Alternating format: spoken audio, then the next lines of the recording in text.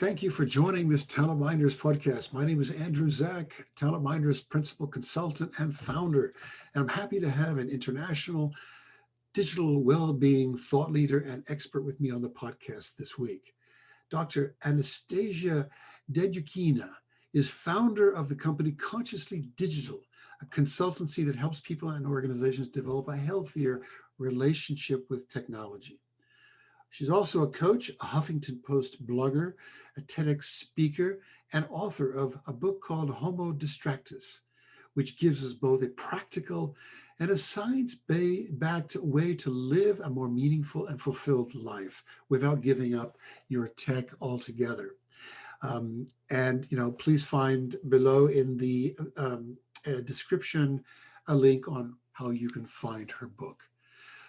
Today, Dr. Dedyukhina, or Anastasia, she prefers to be called, is going to share her perspective and experience to help us better understand threats and opportunities associated with digitalization, our digital well-being, and how businesses can successfully navigate this transformation. So welcome, Anastasia. Let's get started. Maybe a good place to start, if you could give a brief description of your background and expertise, particularly concerning this digital well-being, as well as your company, Consciously Digital. Sure. Thank you, Andrew, for having me here, first of all. Absolute pleasure. I come from a non-tech background, but I ended up impacting the tech scene, which I think is an interesting thing maybe for other women to consider. So I was a journalist first, then I did my MBA and ended up working in digital marketing. Was in 2000, like between 2010 to 2016, more or less, completely fascinated by everything that was happening there. You know, there was this fairy tale of Facebook. Everyone was talking about everything is going digital transformation. And I had a fantastic job. I was working for one of the top digital advertising agencies. I was a client director, and my client was the biggest tech brand in the world. We're launching their new products into the markets, and this was fascinating. But there was one problem. I was not happy. My job felt very non-human. I think most of the times we were just moving numbers from spreadsheet to spreadsheet. I didn't understand why I'm trying to make people click on yet another advertising. We couldn't even see people behind it. And for somebody who is a former journalist, that's a very different story, right? You're like, you stop doing a human job and you start doing very much a computer-like job. And apart from that, I felt that I was getting overwhelmed myself. So in theory, my job was to think strategically, but I didn't have space for that because all I was doing, I was reacting. I was writing emails. I was replying to emails, sometimes 3 a.m. And it's not that it was necessary. It was not, let's say, in the job description. But somehow everyone around me lived this way. They were calling this agile environment. I mean, now I'm calling this the environment that probably leads your employees to the burnout. And this was a wake-up call when I started, realizing that I'm even feeling the vibrations of my phone in my pocket when I'm not wearing clothes that have pockets. So I thought, maybe I should take a break. So I decided to get rid of my smartphone, replace it with a very basic Nokia. No internet, and lived like this for about 1.5 years. And this was never meant to be a public thing. But I just ended up feeling much more productive, focused, accomplishing many more things. And as I was qualifying as a coach at this time, I started telling other people how great it felt. And they started asking me, do you coach others? How to do that? No, not really. And they kept asking. I thought, well, maybe there is something in it. And it was still before digital well-being even existed as a term. And I don't think even the digital detox was there. It was a weird thing to do, especially if you work in technology. But anyways, long story short, so I started talking about it. I started getting clients. Then I started getting too many clients, so I needed somebody to refer them to. So I thought, okay, is there anyone in my network I can refer who has this understanding of what's happening? And no, there wasn't. And because by that time I already like started writing and reading about it and researching a little bit into this whole neuroscience of how our brains get distracted, because I was trying to work on myself. So I just did the first course just for a few coaches. They liked it. They started also working with their clients. And then all of a sudden the whole thing explored, Mm. exploded. Exploded, yes. And then all of a sudden the That's whole thing exploded with Cambridge Analytica that's excellent. scandal, probably.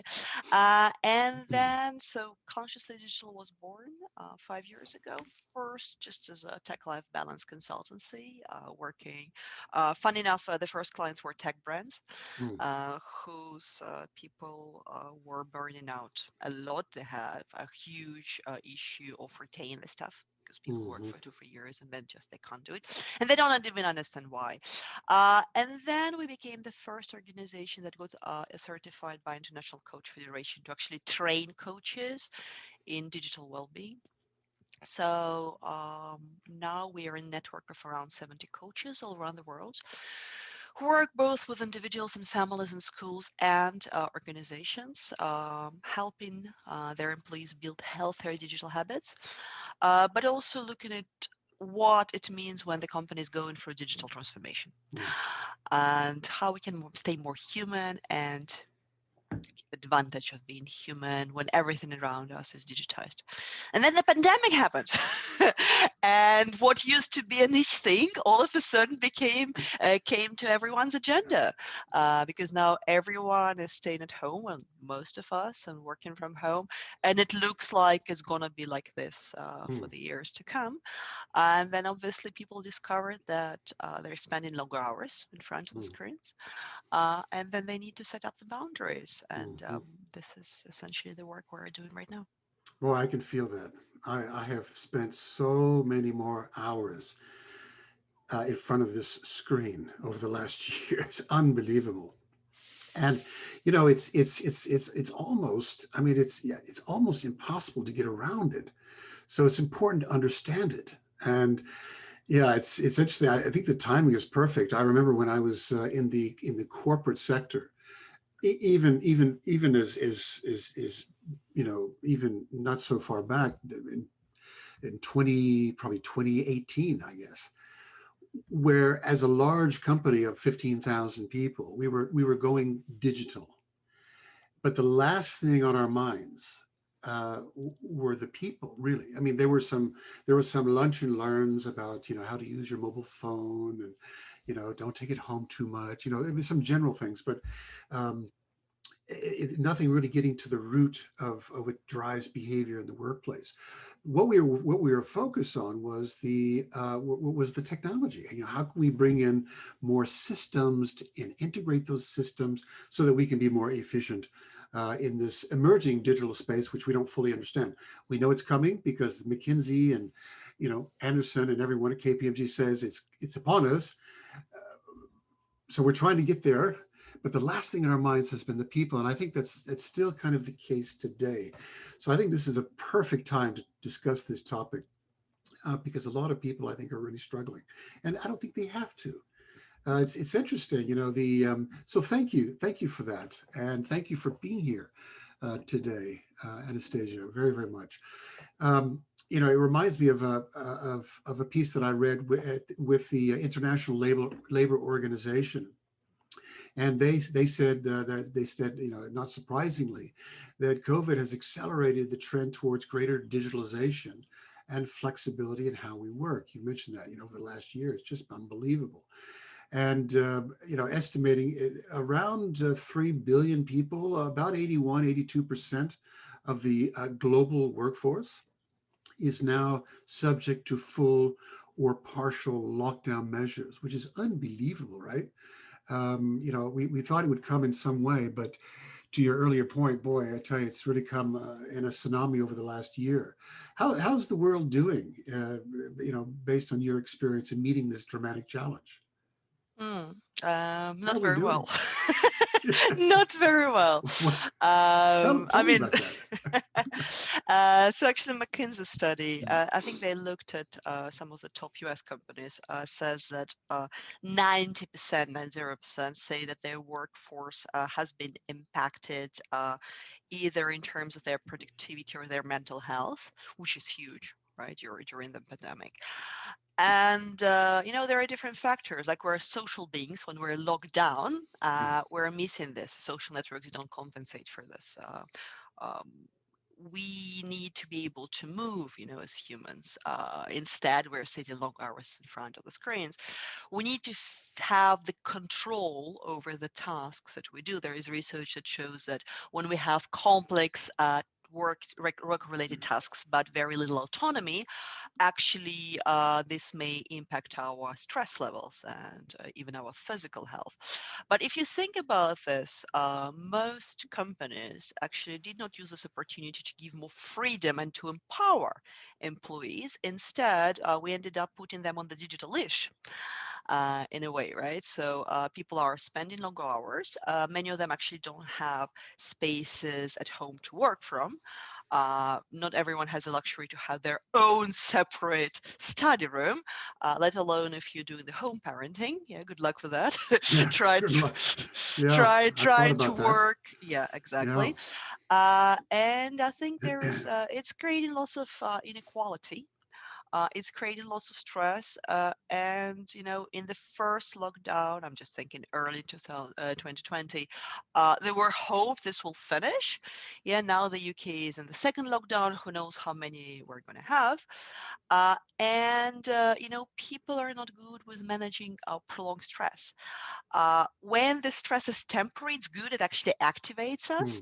Hmm. But when we're in the constant stress and we have very little control over what's happening, this is a problem. And I think something that companies should be doing more is to see how they can give people more control, more autonomy in the times when very few things are in people's control. Hmm. I'm not seeing this happening much. Yeah, it's almost rewriting the leadership capability equation that we need to be successful. Also, I guess values and culture, how we engage our employees. It's really almost rewriting in a big way how we execute the people processes, strategies, programs across organizations because it touches everything, doesn't it? And I think we're starting to feel that. I mean, initially, it was quite amusing. It was make sure everyone has a Zoom account. Make sure everyone has Zoom training. Try to get a workspace in the house. It was all about that sort of the physical um, connection with the technology without any sort of consideration about the broader ramifications. I think that's slowly starting to come out.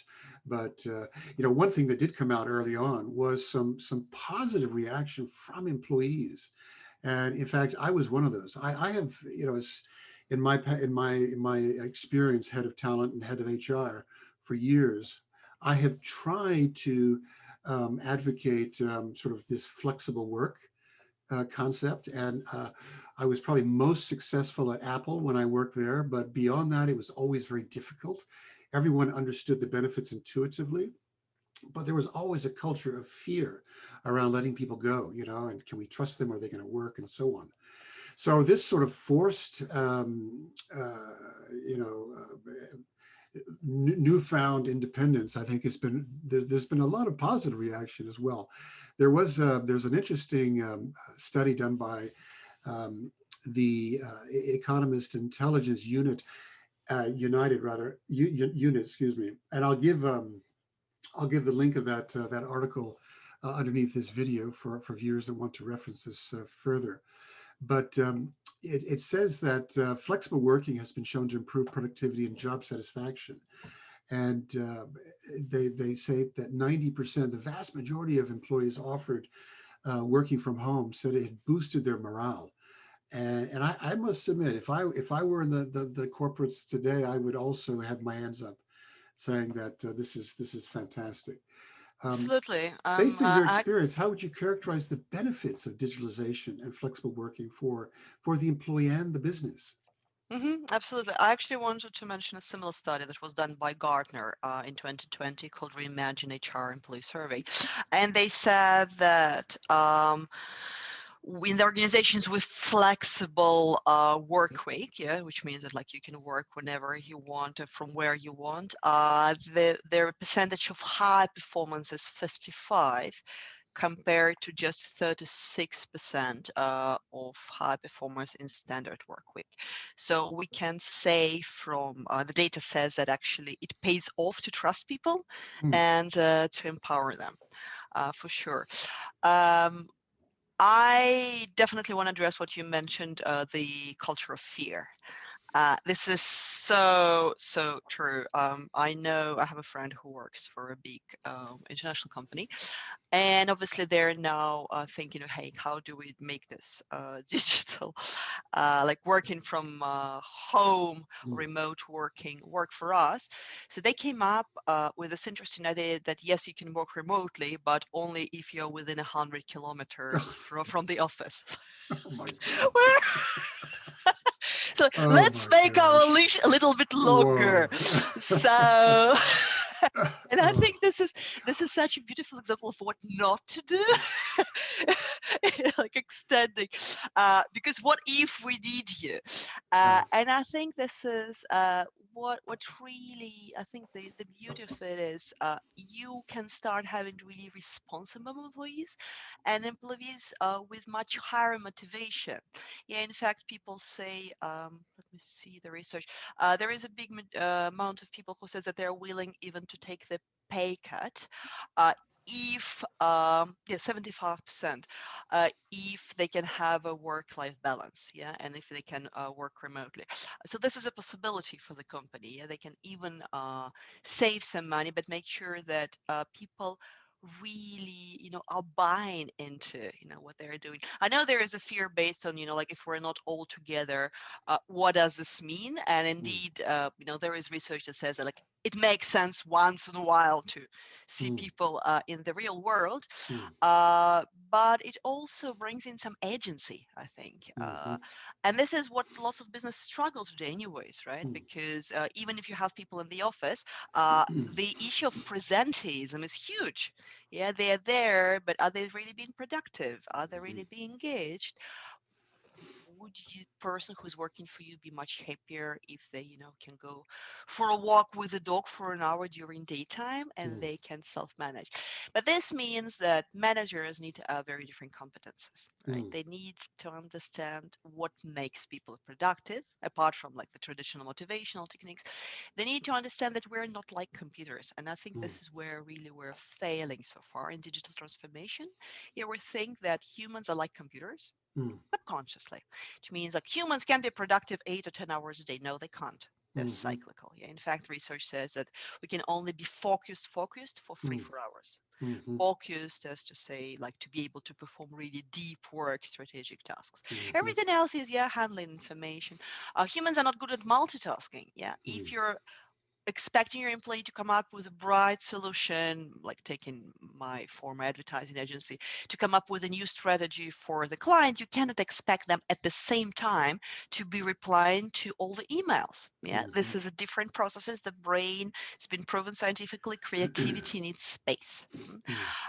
So I think the interesting focus for companies would be how can we create this space to use technology to support where we're human.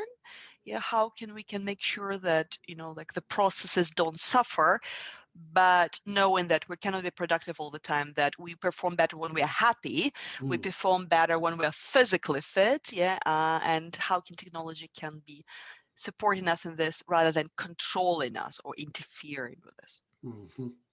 Yeah, yeah, that's fantastic, and it's almost like I think if smart organizations, large and small, I mean, if this is a time I think to really be creative, to recognize that whether we like it or not, this whole notion of digital well-being is now extremely important to the world, let alone our business, and we need to address this, and so if you were creative, you could actually you could say, let's think of some creative ways to address this. I mean, people are not going to be able to stay away from the office all the time. Depends on the job, of course. Sometimes we need to bring them in. So maybe it's a hybrid. Maybe the hybrid strategy can be team based, and maybe we could let the team leader decide on that hybrid strategy, as long as we have good, strong sort of outcomes, KPIs. Let the guys and girls get on with it and come up with their own hybrid strategy that works best for them. Yeah, and it's almost going to be, I don't know if you've experienced this with CEOs, because I think they're going to have to be playing a big role in this. They're going to struggle. Middle managers are going to struggle. At the end of the day, this is almost a cultural transformation in terms of how we're going to work in this organization. This is how we're going to think. This is how we're going to behave. These are the tools we're going to use and how we're going to use them. And this is how we're going to interact with each other, with our customers. And this is how we're going to measure ourselves. And all of that will be in consideration, more consideration with technology and its effects. But it's got to really be, I think, at that level of the organization. Have you experienced that? I agree with you, Andrew. And what it makes me think is the CEOs often are not very good at managing their own tech-life balance.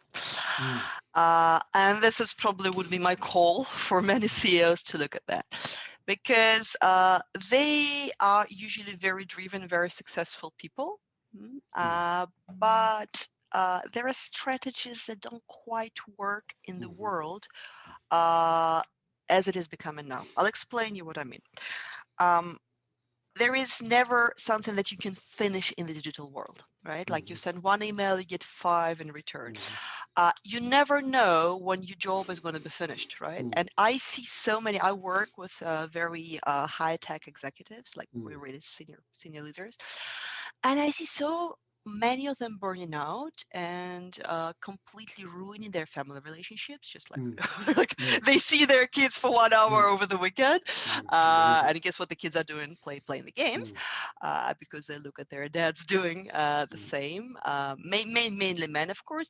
It's understandable, right? Like they love technology, they're passionate about it, but they're burning out. I seriously know people who forget to eat because he's on the conference calls for the whole day. And I'm saying he forgets to eat for the whole day. And then he keeps himself going, drinking liters of coffee, but literally like liters. And then in the evening, he relaxes by having a bottle of wine. Yeah. And we're sitting down, it's like, okay, what do you think is the example you're setting here for your children and for somebody else? And the danger of working from home for these people, right? There is nobody around who say like, hey, what are you doing? So I think it's great they're driven, but I think it's also the question of, thinking, okay, what kind of example are you setting up for others, and are you maximizing your own performance? Would you actually accomplish more if you knew that you can only have, let's say, like 5 conference calls per day, and then you're blocking your 3 hours a day to actually sit and down and think? Because this is why you're a CEO. For God's sake, like you're not CEO to be on the conference calls all the time. Like this is not why you're getting your million bonuses. You're the CEO because you're able to see what others cannot. And the prerequisite for that is to think, to think strategically. But this means that they have to start very strongly prioritize. And many CEOs have this luxury; they wouldn't even read their emails. But a lot of them really are burning out. And I think it's starting to prioritize. It sounds fun, like strange, but we have to start prioritizing our humanity. We have to start prioritizing, hey, you know what, like actually, there is time for me to take care of my body. I am not a brain on a stick. And this will make me more productive, and this will eventually make my business, more thriving. What kind of atmosphere do I want to create in the company? Do I want everyone just to be driven, or do I also want people to be really motivated? Do I want people to feel fulfilled? And like companies are increasingly playing a big role in, they're just not providers of this job security. They also give into people like some sense, why we're doing certain things, because there are so many things changing now in the world. do we need to squeeze everything out of people? mm, Or can we focus on, supporting their mental health, physical health, giving them the skills for the future, and we're expecting them in return to perform. mhm, So I think we need to give up on this idea that spending long hours and being always available is something that contributes to bottom line. Research actually shows the opposite. mhm, I think after the 50th hour, no productivity is increasing. mhm, In fact, it just like, you can work really long hours, but I think we need to change this notion, especially among, very powerful male leaders, like in their 40s, who still take a pride of not sleeping, mhm. who still take a pride of, like working over the weekends.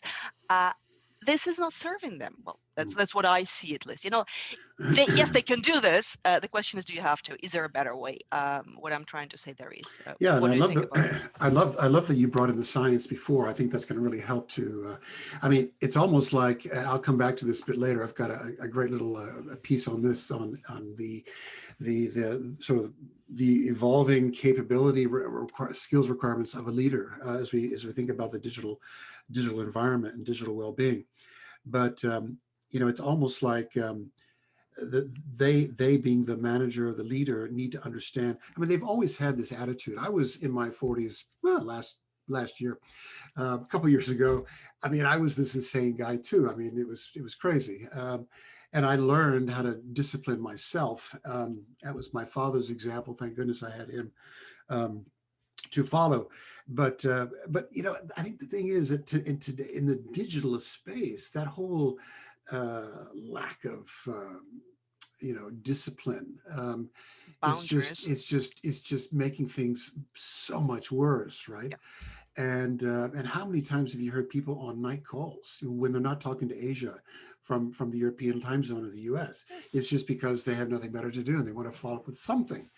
Um, and so it's really got to be almost an education on why it's important that they start working differently, because this is not going away. It's just going to get harder. So now's the time, girls and guys, to listen to Anastasia and start behaving differently and set the example. It's interesting, if I may, this is a nice transition to some work done by some other well-being experts called Shine Offline, that most people, they apparently really value the benefits that their technology brings to their working and personal lives. I mean, as I do. I mean, I love the iPhone. I love what it allows me to do. But you have to be careful. They really enjoy this, but they struggle with feeling that they are in control of their technology. Their research has found that 93% of people say that distractions from their digital technology impairs their ability to do their jobs. Almost a constant distraction. Can you elaborate on how technology can take control of our lives, our professional and personal lives, based on your experience? Absolutely. I think there are two things to keep in mind. First is, lots of technology that's designed today is not designed in a neutral way.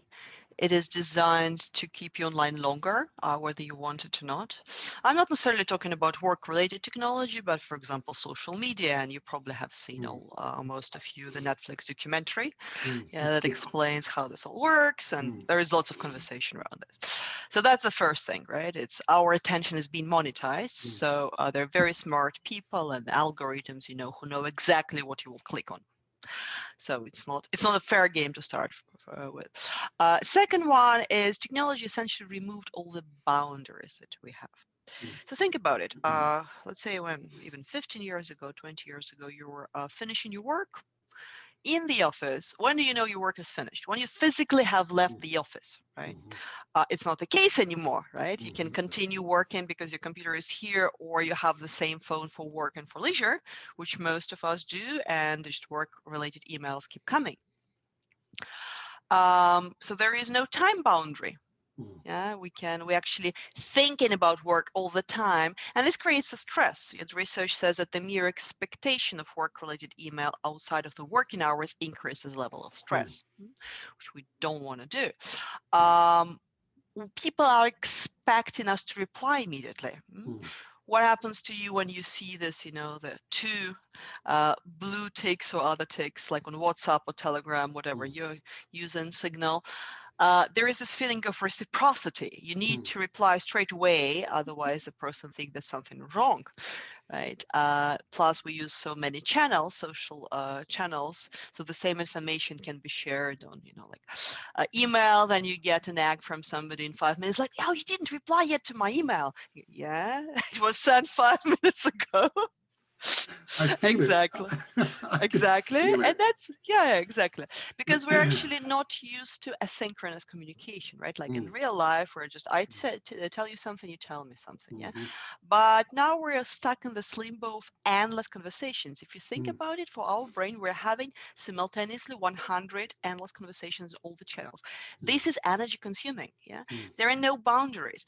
And there are no boundaries for ourselves, right? Like I mentioned the CEOs who forget to eat. But it's also, us who say, okay, like my body feels a bit rough, but it's okay. I can stay like half an hour, or I'll just sit on my sofa like this. And so we forget about, what we need, what makes us happy, what makes us productive. And especially during the pandemic, when our possibilities to do things in the outside world are limited. We can't travel. She is usually associated with lots of fun. For many people, we can't go out, restaurants. So I think the trick here is to artificially reestablish these boundaries. So in Consciously Digital, we have a framework of four core principles: the time management, space management, relationship management, and self-management.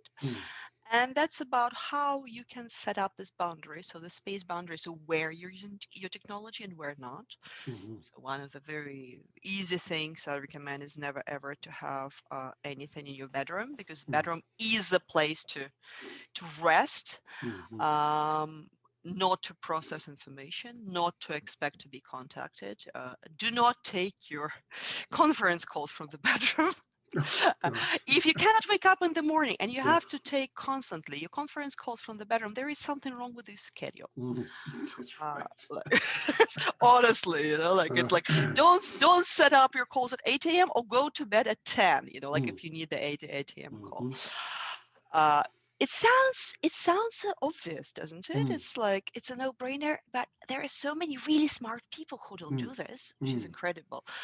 Time management is also about knowing when you're agreeing to be connected and contacted and when not. Yeah, the fact that you have food in your fridge doesn't mean that you have to be eating all the time. Yeah, there is time to eat, and there is time to do something else. Same thing for technology. Great point. Yeah. I mean, I learned quite some years ago a very simple tip. I think it was a course on time management, and it was very simple. I mean, in those days there was no smartphones, so the telephone. When the telephone rings, doesn't mean you have to answer the phone. Don't let the phone, run your day. And so I've tried it in a very simple way to sort of use that mindset myself, not only with my phone, but all the technology around me. I try to use them as tools when I need them to be more productive and efficient, not to, in response to what they're trying to tell me to do. Easier said than done, particularly when you're working with Amazon or something of that nature. I'm great to, that one click is a terrible little thing, but otherwise, the phone is off unless I need it. I don't drive and speak on the phone. Never go attend a meeting while I'm driving, for example. But it's not easy. It's not easy. No, it's lots of work, and it's lots of managing people's expectations. And coming back to my initial point, because technology design is created to make you engage, you will feel lots of social pressure. Yeah, and this is where you wanna, have your say as a leader. And this is why there is lots of work to be done in the corporate sector to really reestablish a culture. Exactly. Yes. Because the digital culture either happens to you or you work on it. But it's the same thing as, as in a happy relationship within a couple. You have some kind of like first couple of years things are going well, and then you have to start working on it. Right. And if you're not, then Yeah. You won't maybe like have such a high performing couple, That's right. a high performing team. It takes an effort, takes lots of effort. It takes lots of consciousness to choose which tools, for example, do I want to use with my team. What historically tends to happen with companies, and I'm very curious to hear what's your experience about this, is that people, lots of digitalization processes are driven by CTOs who are fascinated by technology. Nothing wrong with that, but they say, hey, there is this like new tool where it should definitely go and implement it. And they go and implement it, but nobody is stepping in and saying, okay, how is this going to affect our processes? In fact, if you look at the change management programs, and lots of ERP implementation fails because of the human factor, right? Because there is this new shiny tool and people are not adopting it, not using it as they should be doing, and so on. And I think there is, we need to start paying much more attention to this human element. It's something we started with. Yeah, absolutely. I think what's been helping business over the last 10 years is there have been more progressive, or let's say more creative companies coming up with more intuitive, human-based solutions. And I've been involved with some of those. So, for example, I won't mention company names, but traditionally one particular ERP or HRIS talent management system was very cumbersome, very slow. It was not integrated across other technology platforms. Beyond any implementation, forget anyone using it because it was impossible to get data from and so on. To today, where you've got some really beautiful products, which are very much actually developed by former HR and talent folks, or strongly influenced by that level of expertise, working with technology to bring about very intuitive, comprehensive, efficient systems that are fully integrated, cloud-based, and really, are developed from the perspective of the employee and the manager, which has transformed how well companies, even those that have experienced poor change management on the implementation, their ability to manage performance and to give feedback and to coach and even to conduct succession and so on. So, the technology has definitely changed. But you're right. It's even, in my experience, even as late as 2018, when we introduced a global system, it was a fight for us, for me, to get across to those that were making the decisions on what to purchase, to buy the right solution. We actually won, but that was very, very challenging because they wanted something that was more familiar to the technology world, that they understood better, and they weren't fully conversant with, why do we need to be more human centric? It's just a click and a click and a click and a click. So it's definitely gotten better, but change management remains a key factor to any successful implementation. I agree. There are a couple of points here that I want to bring up. One is, what's the role of HR in the world that's becoming increasingly digitized?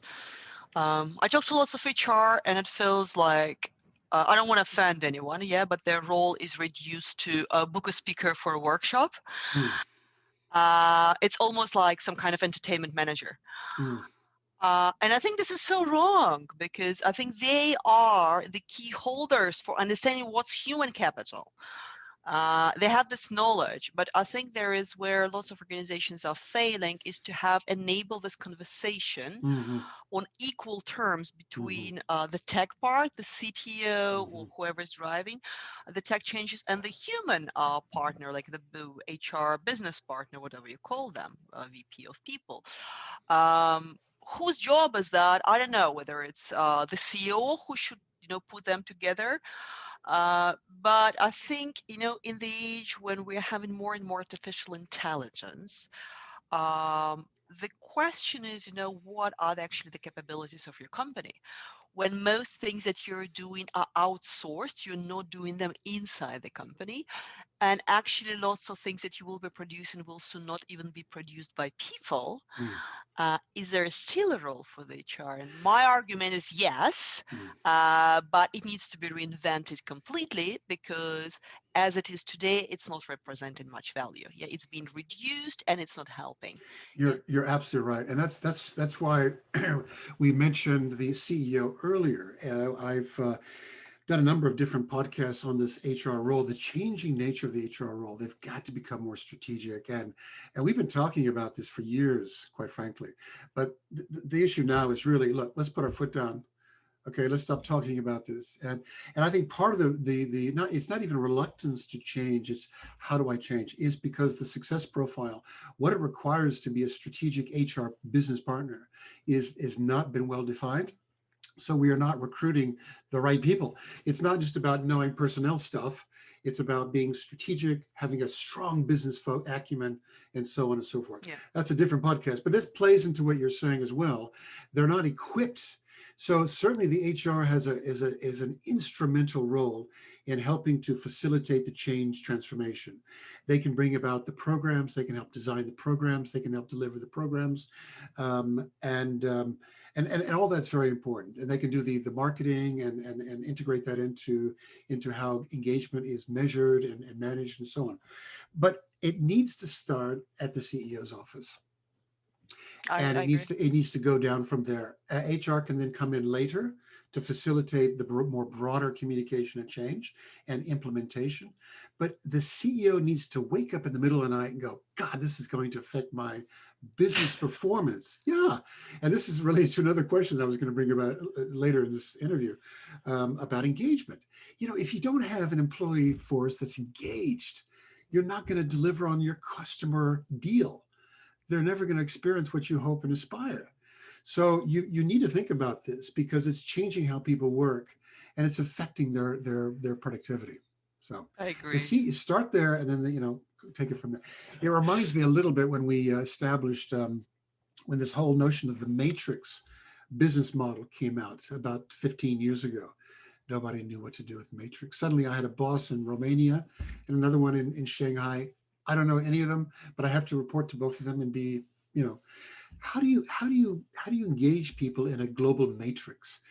And we had to start at the CEO's office and really take it from there. HR was a key enabler, but in terms of the purpose and the vision, the mission, the strategy around this, it had to emanate from upstairs. Yeah, Sorry. I agree with that. Now, I was laughing at your remark that CEO should wake up at night and think about things. No, the CEO should stop waking up at night. That will be a good starting point. Like a well-slept CEO. I haven't met many, to be fair. Like if it were all for me, I would get all the CEOs in the world on a 1 week sleeping retreat, and then after that we can talk to them about successful business. That's good. That's really funny. Well, so related to that, so I'm curious to know what your thoughts are about. There's been a lot of talk recently in the press about the need to and speaking about HR and the strategic agenda. Gee, if we're going to be successful in this space, which is very quickly absorbing us, we have to upskill our workforce. We have to think about, giving them new skills and capabilities to deal with not only the digital space, but the digital well-being, as well as strategies. Can you give a few examples of capabilities and strategies that will be needed for success for the workforce? And maybe which sectors in your experience may be progressing better than others? Sure.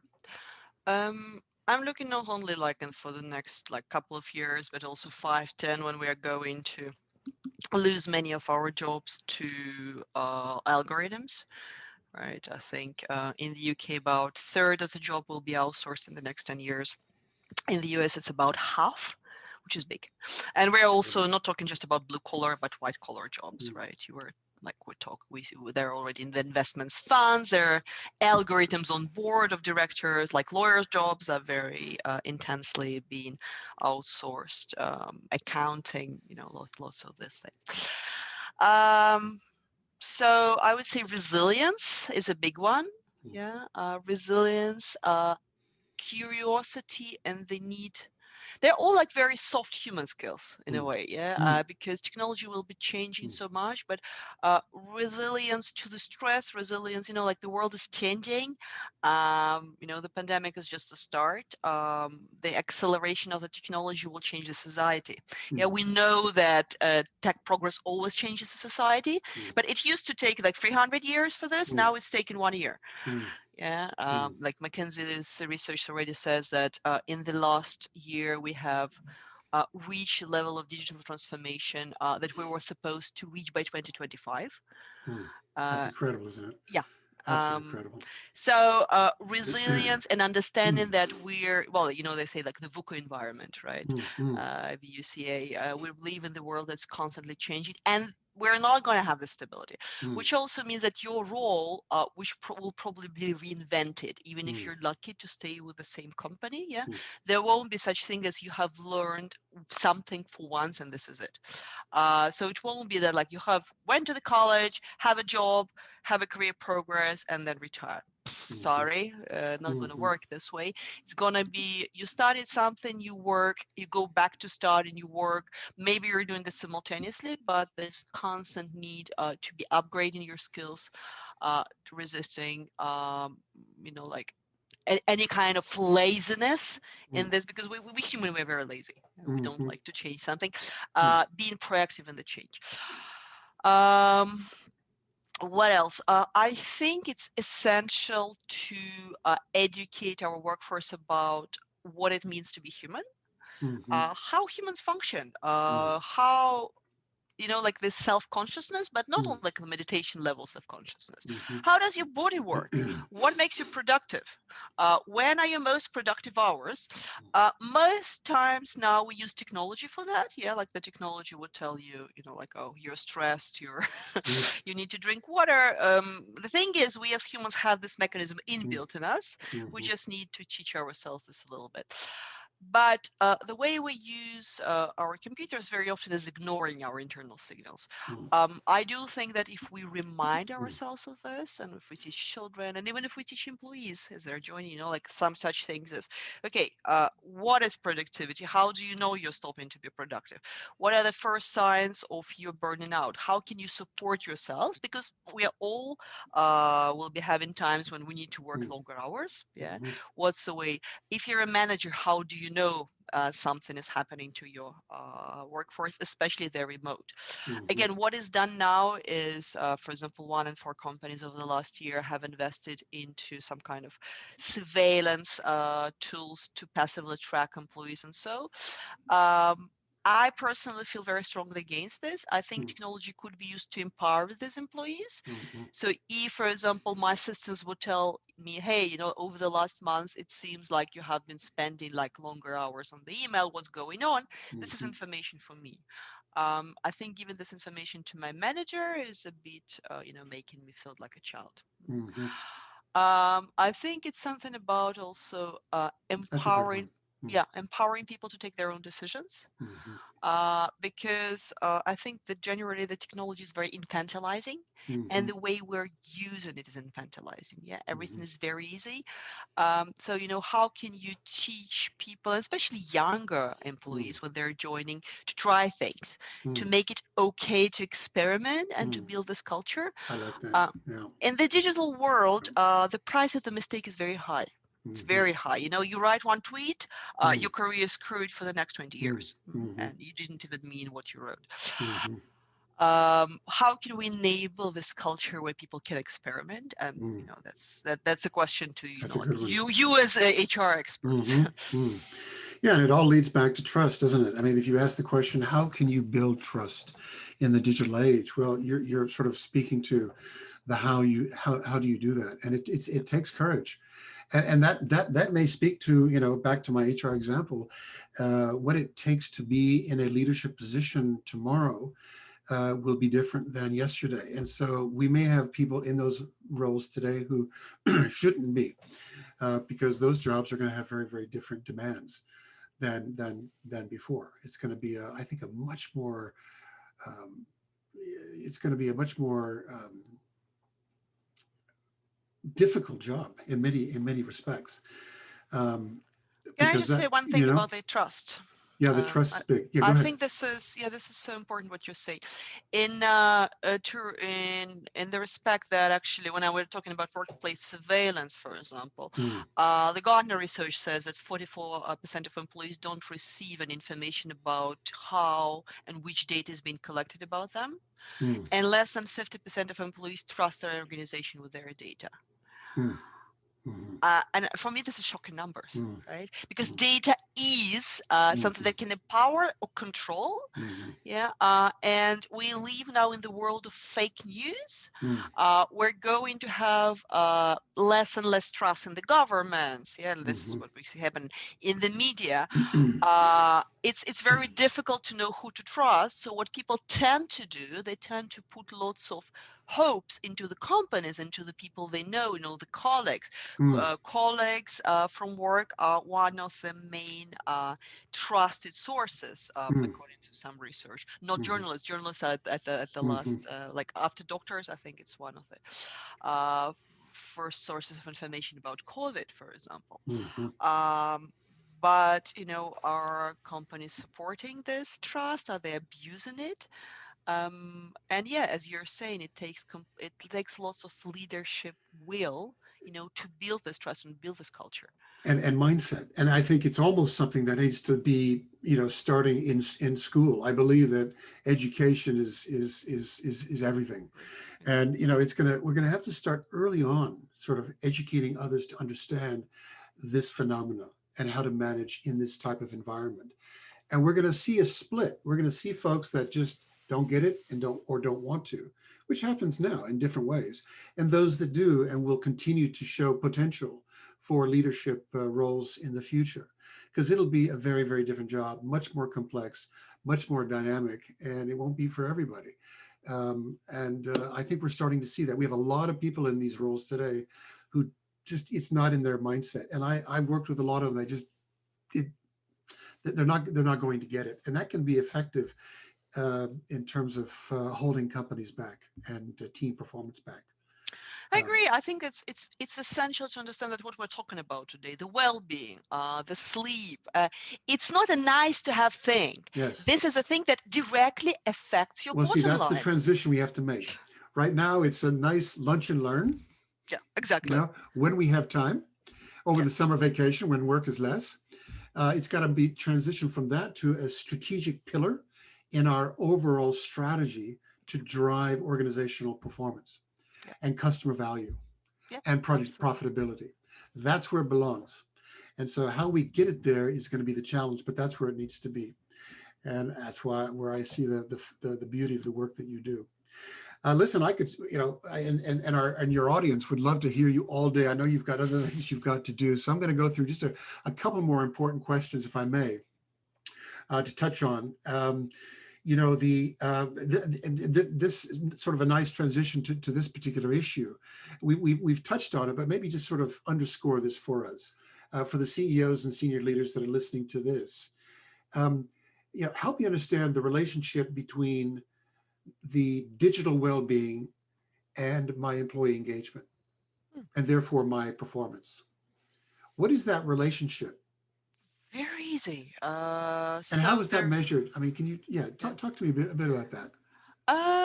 So I mean, like if you think about the HR metrics, how do we know that people are doing well? It's usually like absences of presenteeism, right?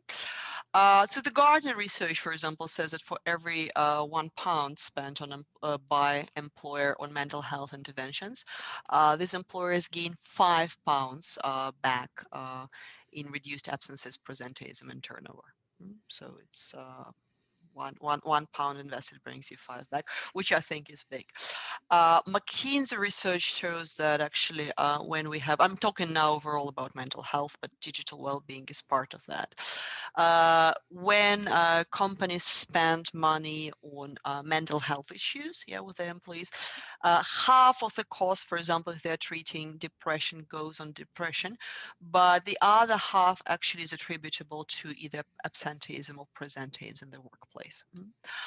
And we see that employers who choose to support people's mental and physical health, they actually see an increase, 23% increase in the number of employees that report better mental health, and 17% more employees report better physical health, which is the Gartner data again. So the short answer to your question is you will have a healthier and better performing workforce. Yeah. So Yeah, no, that's right. And if we were just to do a theoretical survey, I mean, right now, you know, if I were to, you know, ask you, you know, based on your observations and experience, what percentage of these sort of the global, you know, organizations, companies, you know, are thinking about this, are actually thinking and worrying and concerned that, you know, gee, there is a relationship between all of this, and we better make this a priority. Is it 50%, 80%, 20%? What would you say? if we're talking This about big businesses, probably closer to 90. theoretical, yes. Small, medium size? Uh, 40. Again, if we're talking about bigger companies, I think many of them are at the stage of let's do mental health week. Mm. But this is going to be a few webinars. Well, maybe they will get in some coaches, but generally only a few of them, I would say maybe like 15 to 20% are looking out at rolling out like the programs, Mm. really programs. But I think it's great, you know, it's awareness stage. I think for small, medium-sized businesses, probably medium-sized, just waking up to the idea that they need to start talking about these things. Mm-hmm. Small businesses are not even there, they're just surviving. Mm. Which is understandable, and you know, like many of those our coaches work with say, yeah, but like we don't have time, you know, like we'll Mm. have these clients, we need to respond to them immediately, Mm. otherwise we're gonna lose. And you know, like, and of course they're burning out, Mm. and It's you know, they're not. mindset. Yeah. It's That's so what's happening in the larger companies that's not happening in the small, medium-sized companies that is driving greater focus on this area?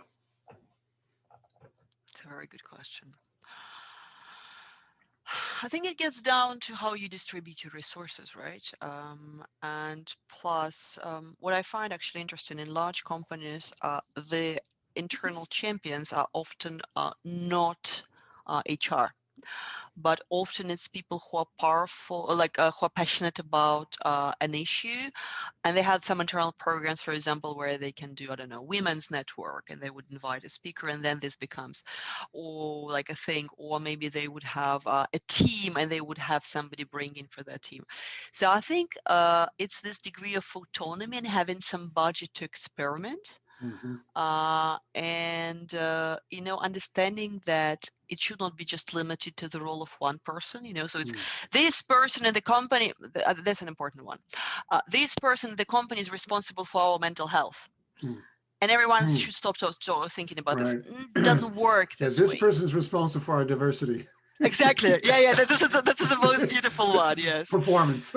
Yes, and Yeah. this one for innovation, right? Like, so like you're the innovation guy, like now you tell us it doesn't work like this, Oh right? Like gosh. you don't build this culture of diversity. And by the Ah. way, mental health is a diversity issue as Mm. well, because actually more people were Yeah. affected in the lockdown who are from non-white background. Mm. And I would argue another day, but just as we close that and transition to the next, we have two more questions, if I may. Really appreciate your time. I would argue that is probably somewhere upstairs that's enabling that culture, enabling that investment, and enabling HR to take those steps forward, because they recognize the importance at a strategic level of people thinking differently, working differently, because Yep. they understand it affects engagement, it affects our employer value proposition, our ability to attract talent to the organization. It affects the performance, and ultimately it'll affect our customer experience, loyalty, and profitability. So somewhere in these organizations, they're taking the time and the investment to think that through, and then is enabling HR to carry forward those programs. So a challenge for the smaller, medium-sized businesses. Great topic for another day. So here I've got Anastasia, a little bit of a pre-read, if I could. I think it's important, and then a question. Um, we, so it reads like this. We know the benefits from flexible working will not automatically be realized, and can severely impact our well-being. We've talked about that. Digital working practices, especially working from home, have also been linked to increased isolation and stress. Almost one half of people in the same Economist Intelligence survey cited distractions or caring responsibilities, as you mentioned, in the home as their greatest challenge while working remotely. Also concerning is that 1 in 8 people in the survey noted dealing with isolation as their biggest strain, almost sometimes leading to depression, a known risk for mental illness and severe depression. If such challenges continue in the medium term, or certainly the long term, they could cancel out any benefits for employees in this new normal of working from home. So, I mean, that is a reality that we're also faced with. And sort of as we close from the company perspective, organizational perspective, not the leadership perspective, what can organizations and companies actively do to help better uh, make this transition to a more flexible workspace, or face the falls in output from their workforce? And one Um, example could be, hey, teams can come up with their own hybrid, you know, work policies in terms of, when they come to office or not. That's one example. What do you think?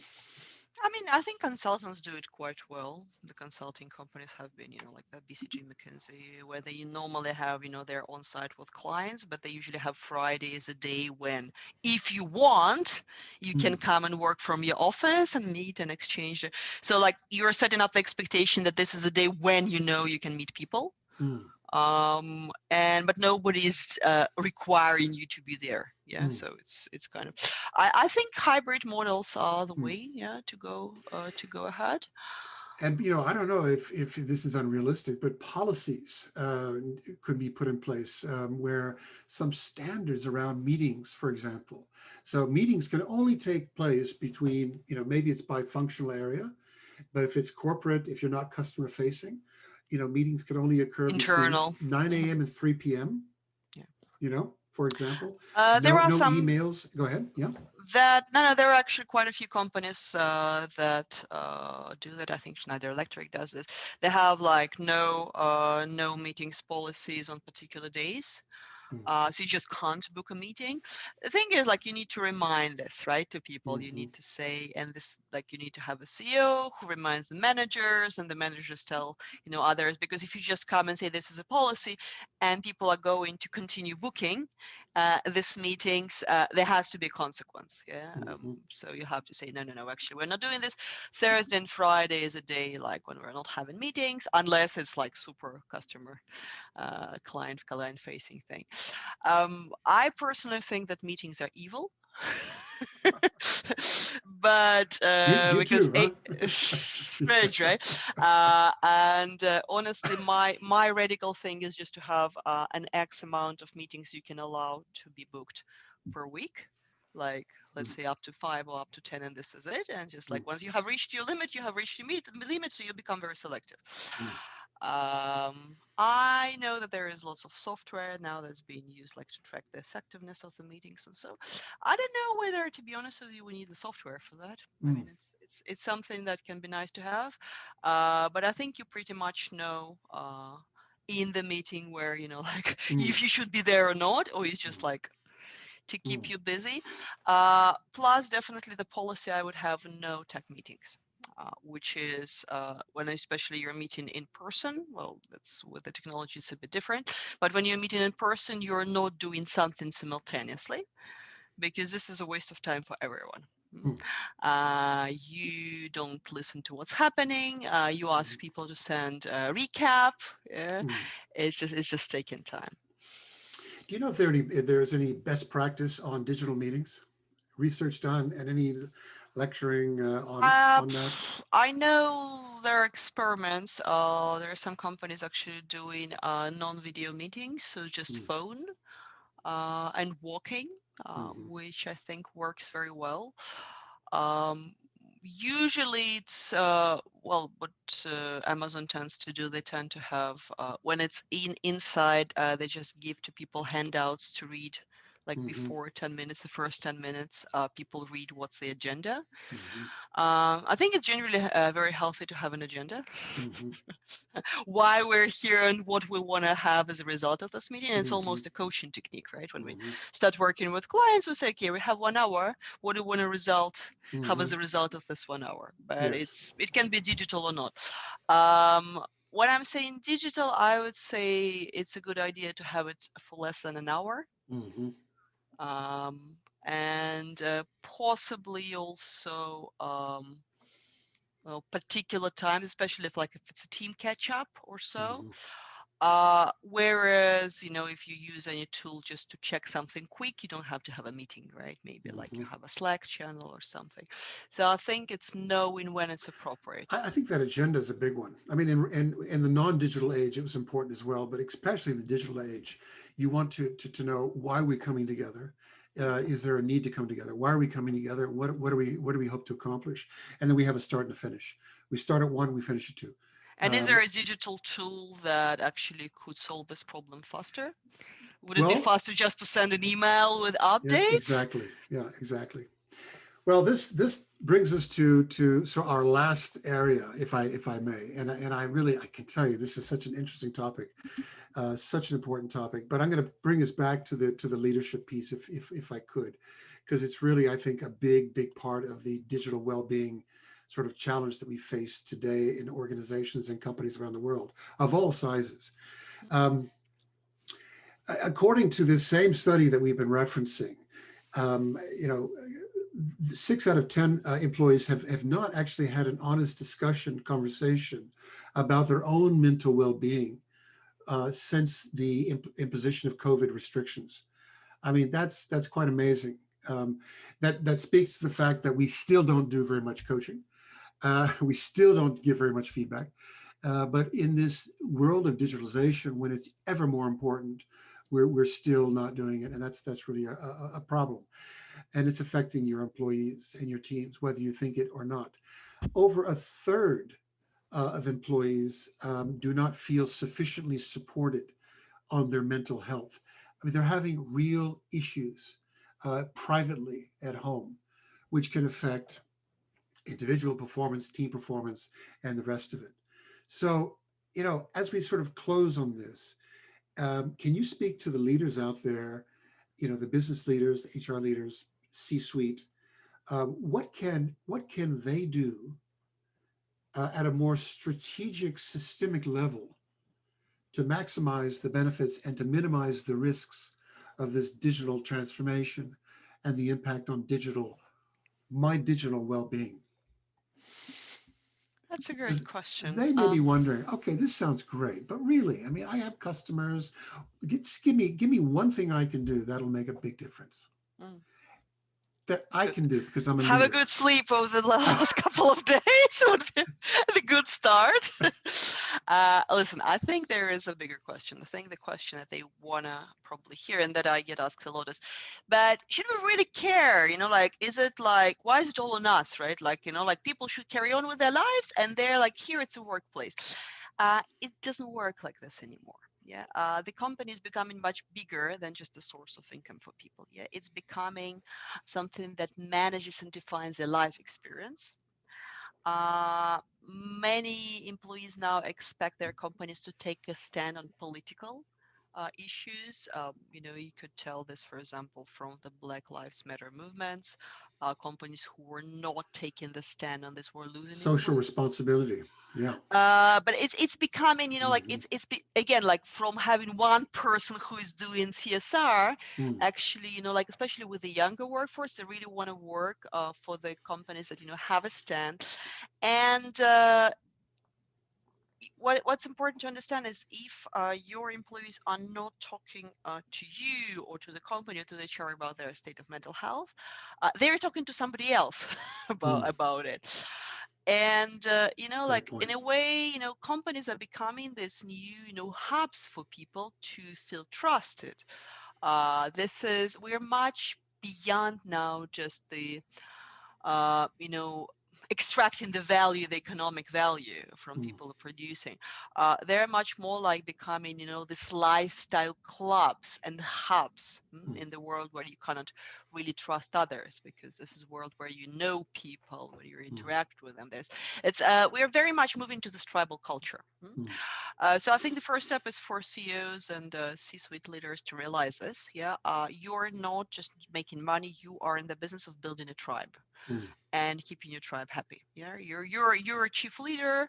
You have your chief shaman, who is the HR, well, who is supposed to be the HR. Yeah, you have your chief head of army, who is a CTO. It's the same thing, think in tribal terms, what it means, what you want this tribe to be doing, how do you keep your tribe happy. So I think as a very simple thing is, number one, setting your own boundaries, healthy boundaries. It can be anything as simple as, if you do work on Saturday night, adding a little note at the end of your emails that I'm working flexibly and I'm choosing to check my emails at 9 p.m. on Saturday. I don't expect you to do the same. This is not going to impact your performance. Very simple thing to do, but sends the right message. Two, actually thinking about, what, maybe just getting some space for yourself to think, like what is it, how you want your people, what you want them to be, what you want them to think about the organization. And what are the needs? I'm sure that your HR have done lots of surveys. I think all of the company did that. Most surveys we have seen, there's the same issues. Not enough for space to work from at home, like childcare, especially women suffering, or the primary caregivers. And think, okay, like what can support them in this? Does it mean that I need to give them money so that they can work from co-working space? What are the policies that we're implementing will be flexible and supportive versus restrictive? Yeah. But that's the conversation you want to have with yourself and with maybe your senior leaders. But you can only have this conversation when you have your own head that is free. And this is why I'm saying, like, please get good sleep. Please get half a day without your phone, just thinking, being outside there. And then, like you're a smart person, the solutions will come to you. Don't try to take any of the solutions when you're loaded and you're constantly dragged, into different directions. This sets up a good example for the rest. That's excellent. That's excellent. And I don't know what you think, but the CEO that may be listening, if they think about, I mean, if I was a CEO, I might try to almost revisit our purpose in the market, and make it really clear in our purpose, mission, even in our vision, that a part of that is speaking towards well-being. Because it translates, right? It translates in not only to my employees, it translates into my customers' well-being as well. I mean, there is a connection there in a sense, not to mention the well-being, if you will, of our profitability. But there is that well-being that it sort of transcends across these different areas. And then, maybe like I have engagement currently as a strategic pillar, include this digital well-being at that level of my business strategy, so that we need to consider across the business how we are accommodating this strategic well-being in our businesses. And of course, we can come up with KPIs to measure that. And then I would challenge maybe HR to rethink the competencies that we use, the behaviors that we use in hiring people for certain key roles. Are we looking for people? Do we know how to look for people that demonstrate the mindset and the skill set to manage and lead teams that are digitally well-being? And are we onboarding people in this way, so that they are more thoughtfully digitally well-being? And it continues. Are we developing young leaders and more senior leaders in how to be digitally aware and help others and themselves in the well-being? Are we promoting and mobilizing talent that demonstrate that and have that experience and track record. So it becomes a much bigger and strategic effort that I think may be required for companies to really make this work. And I think it's a great time to do that. And I think it's a really, really great strategic, creative initiative to do, because it's all about future growth, sustainability, and differentiation, right? If you're thinking about competitiveness, this is going to make you stand out in so many ways. So again, lots to think about. But Anastasia, I really thank you for the time that you've given us today. Really, I've had a great time. Hope you enjoyed it. As we close, do you have anything you'd like to add? No, I want to thank you. I think this is a really interesting conversation, and I just want to say I appreciate that none of us feels that we have free time, now or space to think. And if you especially feel like this, as they say, there is like a story in the meditation joke that everyone needs to meditate like 10 minutes a day, unless you really have no time for this. In this case, you need to meditate for 2 hours a day. So not calling anyone to meditate or do something like this, but like if you feel like you really have no time to think about these things, this is actually the sign that you need to think about it first thing. For yourself. Fantastic. Well, on that note, thank you, and take care. Thank you, Anastasia, for sharing your immense experience in this area. No doubt you'll be helping HR leaders, line managers, executives, and others better understand the big impact of digitalization on well-being and how to best navigate this transformation to ensure competitiveness and sustainability in the future. If you want to reach out to Anastasia, you can check her out at LinkedIn as Dr. Anastasia Dedyukhina, or at her company website, consciously-digital.com. Thanks, everyone, for joining. Tune in next time for another Talent Minders podcast, and have a great day.